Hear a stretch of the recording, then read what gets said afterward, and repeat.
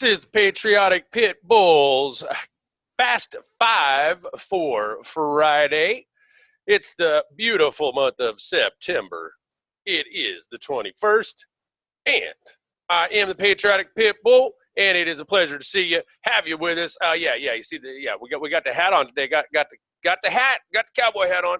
Why? Because it's Friday. We're going to have some fun with it. We were just going to do something different. We figured, hey, why not? So let's get on into it. Thank you for joining us here today. Let's jump on over to, let's see what's new with the Q. New with the Q. Well, new with the Q today has been Donald Trump, our wonderful president, dropped a couple of tweets, and Q decided to drop them over here. Met with the DOJ concerning the declassification of various unredacted documents. They agreed to release them, but stated that so doing may have a perceived negative impact on the Russia probe. Also, key allies called to ask not to release. Therefore, the Inspector General has been asked to review these documents on an expedited basis. I believe he will move quickly on this and hopefully other things which he is looking at. In the past, or in the end, I can always declassify if it proves necessary. Speed is very important to me and everyone. That's from our president this morning, 7:41. I'm assuming that was Eastern time. And then there's some more links to some previous drops that had happened. This was, this morning. And these are about, this is in relation to the same thing here. Q's just dropping stuff that he's already dropped here. The Q, we say he, it's not necessarily he, but the Q team has dropped these crumbs before, just backing this up. And last night, if you saw at the rally, President, it was an awesome rally. And let's pull this one up here real quick. This guy, Colin Scow, whatever. He's here up front. This is where the president was talking last night in Las Vegas, Nevada. And so he tweeted this out. When the president came out, I actually made a reference to that guy, and that was pretty cool. And that was VIP Patriot. And there was another catch here. Let's see. This was while the president was there talking and was in Vegas doing the rally and talking. Duh, of course he's talking. But, it was pretty interesting to watch Q drops as the president was talking. That was all from last night.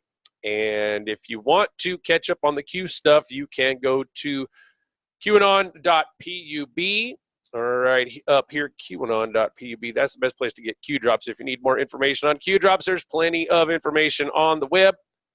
And as well as you can ask us here at the Patriotic Pitbull News Network at any time. But here's our Fast Five for today. Russians could face jail for not deleting news judged fake. Now, we wanted to go over some things to this week. This is maybe stuff you saw this week that came out. And we found it kind of important to talk about. Russians who refuse to take down online information that has been judged false by a court could be sentenced to up to a year in prison under a bill approved by MPs Tuesday in a key second reading. Deputies in Parliament's lower house voted to approve the measure that would apply to individuals on social media as well as to those working for media groups. Senators and President Vladimir Putin still have to sign off on the bill following a formal third reading in Parliament. Law comes in the context of an ongoing crackdown on internet freedoms in Russia, where social media remains one of the few places the opposition can organize. Those who break the rules outlined in the bill could also be subject to a $740 fine, according to an approved text distributed on the judicial site, pravo.ru. Russia has in recent years increasingly criminalized online content, frequently jailing people for sharing and publishing information deemed extremist or illegal, including for calls for opposition protests and jokes deemed offensive to particular social groups. The law currently forbids the sharing of content judged extremist, though rights groups say this label is also applied to opposition material. Quote, this new law, if it's adopted, will constitute a new attack on freedom of expression in Russia. Agora International human rights group lawyer Irina Kurinova told AFP. She said the move would target the likes of Alexei Navalny, the opposition leader and blogger who had used sites like YouTube to diffuse investigations into corruption among top officials. So there you have it, in Russia trying to crack down on fake news. Second article we thought was important, from the San Francisco Gate.com, Americans' commutes keep getting longer according to survey data. Get on down here. U.S. commuters spent an extra 2.5 hours in transit last year, even though the average daily commute increased only about 18 seconds per trip, according to the Census Bureau's newly released 2017 American Community Survey. The survey data show that the average commute crept up to 26.9 minutes from 26.6 minutes the year before. Major cities across the country saw commute times increase, and the Washington region retained its spot as home of the second longest travel to work times in the nation. Among major metropolitan areas, the nation's capital trailed only New York, where the average one-way trip to work reached 37 minutes, a full 2 minutes longer than a decade prior. Washington's commute times ticked up, to 34.9 minutes from 34.8 in 2016, but they are a minute and a half longer than they were in 2007. And that means Washington area commuters spent 12 and a half more hours commuting last year than they did a decade before. Commute times have been on the rise nationwide since 2010. A March 2015 report from the Brookings Institute Metropolitan Policy Program shed light on a key factor driving the trend. As the country had become increasingly suburban, jobs have moved farther from population centers. Between 2000 and 2012, the number of jobs within the typical commute distance for residents in a major metro area fell by 7%, the report found. Though the trend affected residents both inside and outside city limits, the trend was far more pronounced for those commuting from the suburbs. Rounding out the top 10 in 2017 were San Francisco with a 34.4-minute commute, San Bernardino, California, where I am from, 32.7-minute commute. And I'll tell you what, it is bad out there, and the roads are just as bad, if not worse, than the commute time. Atlanta, 32.3 minutes. Chicago, 31.8 minutes. Baltimore, 31.5 minutes. Boston, 31.4. Seattle, 31. And Los Angeles, 30.8 minutes. Wow. I'm so sorry for those people that live out there and do that. But this one right here, San Bernardino, California, that place is going to hell in a handbasket. Next article from the LATimes.com in relation to the commuting article, 87 days of smog. Southern California just saw its longest streak of bad air in decades. And I can tell you the last few times I've went out to California this summer, I could taste it in the air. Southern Californians might remember the summer of 2018 for its sweltering heat waves, record ocean temperatures, and destructive wildfires. But it also claimed another distinction. The summer we went nearly 3 months without a day of clean air. The region violated federal smog standards for 87 consecutive days, the longest stretch of bad air in at least 20 years, state monitoring data show. The streak is the latest sign that Southern California's battle against smog is faltering after decades of dramatic improvement. The ozone pollution spell began June 19th and continued through July and August, with every day exceeding the federal health standard of 70 parts per billion somewhere across Los Angeles, Orange, Riverside, and San Bernardino counties.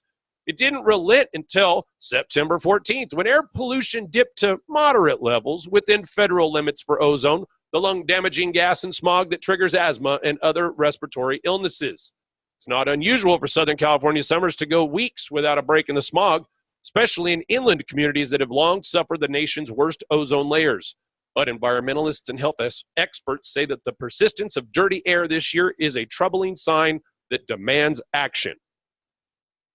The fact that we keep violating and having this many days should be a wake-up call, said Michael Kleeman, a professor of civil and environmental engineering at UC Davis who studies air pollution.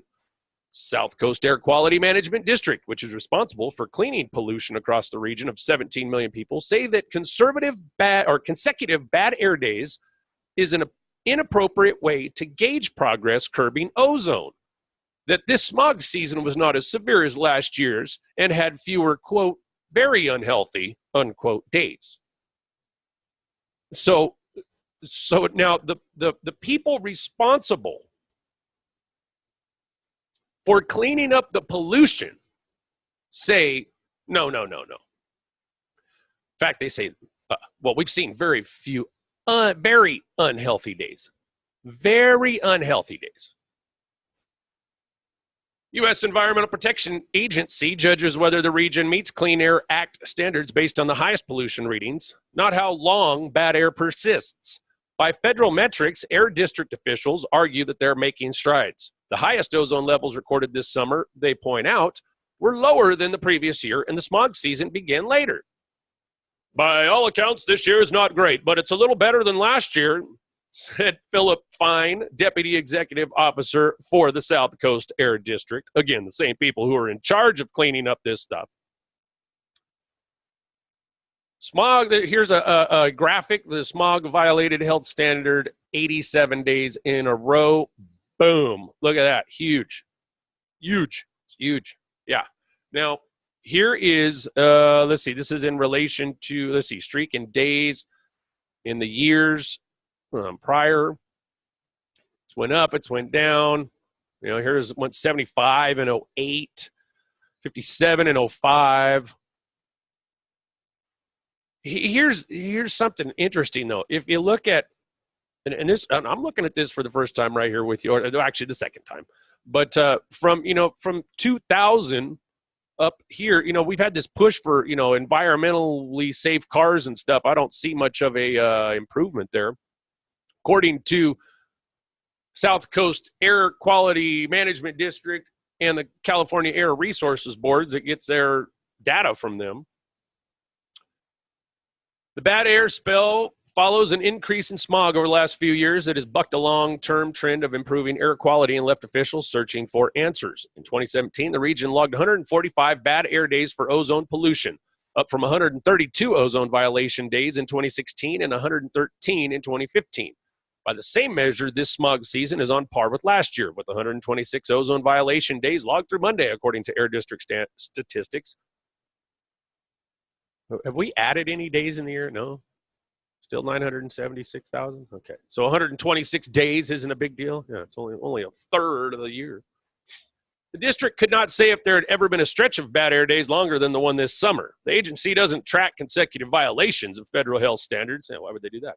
A spokesman said because it's, quote, it's not a useful or meaningful metric to gauge ozone air quality trends, unquote. Not everyone agrees. Joseph Liu, a South Coast Air Quality Board member who heads the Coalition for Clean Air, said he's concerned that although the intensity of Southern California's air pollution has dropped, its longevity is increasing. It's a disturbing trend no matter what the laws say you're accountable for, said Liu, who was asked about the streak of bad air. Excuse me. It's a disturbing trend no matter what the law says you're accountable for, said Liu, who asked about the streak of bad air days at a public meeting earlier this month. It's telling us we have a persistent problem and that we still have a long way to go. Basically not saying anything. It's like, that's disturbing, but we don't know what we're doing. Regulators blame the dip in air quality in recent years on hotter weather and stronger, more persistent inversion layers that trap smog near the ground. They're also planning a study into whether climate change is contributing to the smog problem, as many scientists expect, due to higher temperatures that speed the photochemical reactions that form ozone. Let's just look into chemtrails and HARP there, okay? Hotter weather from global warming is not accounted for in pollution reduction plans required under the Clean Air Act, even though scientists expect it to hinder efforts to control smog. This is one example of the close ties between air pollution and climate change, which makes meeting air quality standards even more challenging and illustrates the urgency for addressing climate change at all levels of government in the U.S. and globally, said Barbara Finlayson-Pitts, an atmospheric chemist at UC Irvine who studies air quality. Liu worries that a failure to account for climate change could pose another obstacle to meeting federal ozone reduction deadlines in 2023 and 2031. The Air District's latest cleanup plan says the region can get there by increasing local, state, and federal cash incentives for lower polluting vehicles by more than tenfold to $1 billion a year. But so far, it's falling far short. Wow, didn't we just talk about it? Really? Environmentalists and community groups say the string of smoggy days is a symptom of insufficient regulation. They criticize air quality officials as too quick to blame the weather when they could be doing more to crack down on some of the biggest hubs of pollution, including truck-choked warehouses and ports and oil refineries. We know that it's getting hotter and drier from climate change, but the law says we need to breathe clean air no matter the weather, said Adrian Martinez, an attorney for the environmental law nonprofit Earth Justice, who chronicled the mounting number of ozone violations from his Twitter handle at LA Smog Guy. Last time we met the standard, Justice Kennedy had not announced retirement yet, and the World Cup just started. Martinez tweeted on September 7th, some 80 days into the spell, "This isn't right. Our lungs deserve better." Experts say that the unsteady progress in Southern California is expected and a reflection of the difficulties in controlling ozone, which is not emitted directly but forms when combustion gases and other pollutants react in the heat and sunlight. The formation of smog is so influenced by weather conditions and the precise mix of pollutants in the air that scientists and regulators are not surprised to see ozone pollution tick up, despite a long-term trend of declining emissions. As we work to bring the whole region down, we're actually seeing some areas where the ozone production is getting more efficient, said Kleeman, who thinks scientists should reconsider the effectiveness of control measures and whether targeting different types of pollutants could bring swifter reductions. Are we really doing the right things for the right reasons, and is it having the effect that we think? Kleeman said. At the same time, health scientists are publishing more research linking ozone and other regional air pollutants to a wider array of health problems at levels well below regulatory limits. Such findings, they say, underscore the need to do as much as possible to curb smog and ease a number of asthma attacks, missed school days, emergency room visits, and premature deaths, all of which increase when ozone pollution is high. There's no question that people with pre-existing lung conditions, particularly asthmatics, have a harder time this year than they would have had in previous years where there weren't so many exceedances, said Michael Jarrett, who chairs the Department of Environmental Health Sciences at UCLA's Fielding School of Public Health. Such problems can be more acute in the smoggy Inland Empire. There, some are starting to view past success cleaning air pollution as an impediment to easing its health damage today. Some are starting to view past success cleaning air pollution as an impediment to easing its health damage today. They say clearer mountain views can belie the fact that the air still exceeds health limits for much of the summer. Smog's less visible presence can make it easier to live in denial about the health effects, said John Catavona, a registered respiratory therapist who supervises Arrowhead Regional Medical Center's Breathe Mobile, a fleet of RVs that treat school children in San Bernardino County, where asthma rates and ozone pollution are both high. We have parents that think that a cough that their child has is normal when it may be asthma, Catavona said. If we had cleaner air, we'd have kids who were healthier, whose lungs can function normally and can play sports without having to take medication. This was from an article from Tony Barboza. And as a person who grew up in the Inland Empire, yeah, there was a lot of bad days. But it's worse now. I don't care what they say. And this was a very interesting article. Now, last article we were going to go over today. John Deere just John Deere just cost farmers their rights to repair their equipment. This is ridiculous. From Wired.com, the fight for our right to repair the stuff we own has suffered a huge setback. As anyone who repairs electronics knows, keeping a device in working order often means fixing both its hardware and software. But a big California farmers lobbying group just blithely signed away farmers' rights to access or modify the source code of any farm equipment software. As an organization representing 2.5 million California agriculture jobs, the California Farm Bureau gave up the right to purchase repair parts without going through a dealer. Farmers cannot change engine settings, cannot retrofit old equipment with new features, and can't modify their tractors to meet new environmental standards on their own. Worse, the lobbyists are calling it a victory. Kyle Weens is the co-founder and CEO of iFixit, an online repair community and parts retailer internationally renowned for its open source repair manuals and product teardowns. Elizabeth Chamberlain is a writer for iFixit and a professor of technical writing and rhetoric at Arkansas State University. The ability to maintain their own equipment is a big deal to farmers. When it's harvest time and the combine goes kaput, they can't wait several days for John Deere to send out a repair tech. Plus, farmers are a pretty handy bunch. They've been fixing their own equipment forever. Why spend thousands of dollars on an easy fix?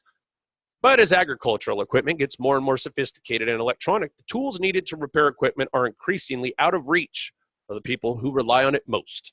That's amplified by the fact that John Deere and other equipment companies represented by the Far West Equipment Dealers Association have been exploiting copyright laws to lock farmers out of their own stuff. Repair is a huge business, and repair monopolies are profitable. Just ask Apple. Yes, that Apple, which is lobbied over and over against making repair parts and information available to third-party repair shops. Think of the Geek Squad at the Apple store, I think. That's why Big Ag has been so reluctant to make any concessions to the growing right-to-repair movement. At first blush, last week's deal with the Farm Bureau and the equipment dealers might look like a win for farmers. The press release describes how equipment dealers have agreed to provide, quote, access to service manuals, product guides, onboard diagnostics, and other information that would help a farmer or rancher to identify or repair problems with the machinery, unquote. Fair enough. These are all things fixers need. But without access to parts and diagnostic software, it's not enough to enable farmers to fix their own equipment. Quote unquote, I will gladly welcome more ways to fix the equipment on my farm. Let's be clear, though, it's not a right to repair, explained San Luis Obispo rancher Jeff Buckingham. Quote unquote, at the end of the day, I bought this equipment and I want everything I need to keep it running without relying on the manufacturer or dealer. There's also nothing new in the agreement.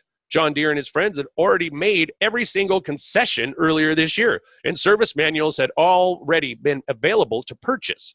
They must have read the writing on the wall when California's Electronics Right to Repair Act was introduced in March. Right to repair bills have proved overwhelmingly popular with voters. Massachusetts passed its automobile right to repair bill in 2012 with 86% voter support. Just after the California bill was introduced, the farm equipment manufacturers started circulating a flyer titled Manufacturers and Dealers Support Common Sense Repair Solutions. In that document, they promised to provide manuals, guides, and other information by model year 2021. But the flyer insisted upon a distinction between a right to repair a vehicle and a right to modify software, a distinction that gets murky when software controls all of a tractor's operations. As Jason Kobler of Motherboard reported, that flyer is strikingly similar, in some cases identical word for word, to the agreement the Farm Bureau just brokered. The flyer in the agreement lists the same 4 restrictions. 1, no resetting immobilizer systems. 2, no reprogramming electronic control units or engine control modules. You might hear them called ECUs or ECMs as well. Number 3, no changing equipment or engine settings that might negatively affect emissions or safety. And number 4, no downloading or accessing the source code of any proprietary embedded software. These restrictions are enormous. If car mechanics couldn't reprogram car computers, a good portion of modern repairs just wouldn't be possible. Now, when you hire a mechanic to fix the air conditioning in a Civic, they may have to reprogram the electronic control unit. When electronics control the basic functions of all major farm equipment, a single manufacturing sensor can bring a machine to its knees. Modifying software is a routine part of modern repair. Prohibiting modifications to systems that might affect emissions also means that farmers can't upgrade tractors to meet new requirements. This could force farmers to buy new equipment when emissions standards change, an insidious move towards planned obsolescence. That's why a national group of farmers has been fighting for their right to modify software. Together, the American Farm Bureau Federation, the National Corn Growers Association, the National Farmers Union are working with the Electronic Frontier Foundation to petition the U.S. Copyright Office to exempt farm equipment from the anti-modification provisions of the Digital Millennium Copyright Act, which has been bafflingly stretched to cover tractors and combines. Equipment manufacturers claim they're worried about piracy. The petition explains, in part, it is necessary to access the electronic control units to diagnose and repair a malfunctioning agricultural vehicle, as well as to lawfully modify the functions of a vehicle based on the owner's specific needs in cultivating his or her land. There are many farmers modifying their equipment to fit their land's needs. Members of the farm equipment electronics community Farm Hack have designed custom 3D printed seed rollers, programmed Arduinos to consolidate greenhouse operations, and developed all kinds of sensors and warning lights. A group of university students at Cal Poly is working to reverse engineer John Deere's software protocol. And a third-party company called Farm Mobile makes a device that plugs into all different kinds of large farm equipment so farmers can access their data without going through John Deere. Where California farmers go, the rest of America follows. And in this case, that's dangerous. The state produces more food by far than any other in the nation, accounting for 2/3 of all U.S. grown fruits and nuts. By agreeing to the spurious distinction between repair and modification, the California Farm Bureau just made the EFF's job a lot harder. Instead of presenting a unified right to repair front, this milquetoast agreement muddies the conversation. More worryingly, it could cement a cultural precedent for electronics manufacturers who want to block third-party repair technicians from accessing a device's software. As a nation of repair advocates, we need to reject toothless deals like this. We must define right to repair in a way that supports the need of individuals and small growers, not the bottom line of enormous corporations. This deal is no right to repair victory. Don't let John Deere or the California Farm Bureau call it one. Real progress isn't going to come until a state passes real right to repair legislation, and momentum is building. 20 states, including Iowa, Kansas, and Nebraska, considered bills this year. Although none have passed yet, John Deere is clearly feeling the heat. Wow. Wow. Now, let's just see if there's any more Q over here since our time and here on the net. Nope, haven't seen anything new. So that's it on Friday. That's your Patriotic Pitbull News Network. We didn't quite do 5, but we included Q in there. Yeah, we know how to count and all. Ladies and gentlemen, I want to say thanks to the team and the sweepers that were working last night and this morning. We had a long night and long morning, and it was a pleasure to be with you folks. And I've been getting going here. That's from some of our patriots overseas. That's right. You know who you are. So thanks for showing that. Also, I wanted to say, you know how we just got done with a 2 hours and plus show or something like that on Patriot Soapbox. And if you guys came over from that to watch, thank you very much. If you're catching this from Patriot Soapbox, thank you very much. You know how we do this? Yeah. Whew. Right there. Death Wish coffee. Right there. This stuff is awesome. Okay. I've been drinking this for a long time. A couple of years now. And it's pretty cool. You can get it in the bean. That's what that's the K-Cups right there looks like. Pretty good. They're awesome. And you might have there's also, we talked about the Valhalla Java too. Folks, if you want the world's strongest coffee without the acidity that a bunch of the other ones that say, we're the most caffeinated coffee ever, you're crazy if you drink this. Listen, folks, Death Wish coffee, they give it to you. It's good. You can start to get it at Walmart now too. Go to deathwishcoffee.com. They don't pay me to say that. They don't give us anything. We're hoping that maybe at some point they jump on board, but that's awesome stuff and we enjoy it, and that's what's getting us through last night, today. It's Friday. Here's what we want you to do. We want you to pay attention this weekend. We want you to hug your loved ones, keep them close. It's still warm enough in most of the parts of the country that you could, get out and enjoy the pool still, jump in a lake, go fishing, do something with the kids, take your dog out for a walk, something like that. Remember what makes you American. Remember what makes you a patriot. If you're watching this from another country, thank you. And you can be a patriot in your country too, so be a patriot. And it's a beautiful day out here in FEMA Region 9, and we're going to keep this video short, sweet, to the point. If there's something that you'd like to see us cover, please let us know. Patriotic Pitbull 5150 at hotmail.com is the email. You can also drop us comments somewhere.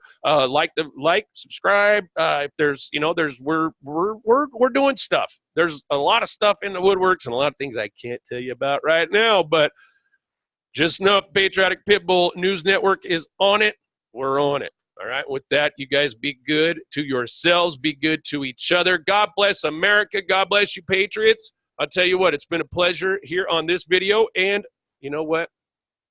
God bless the world. Thank you, President Trump. We're making America great, and we're going to keep America strong. With that, Patriotic Pitbull is signing off, and that's about it for today. You guys, we'll see you next time.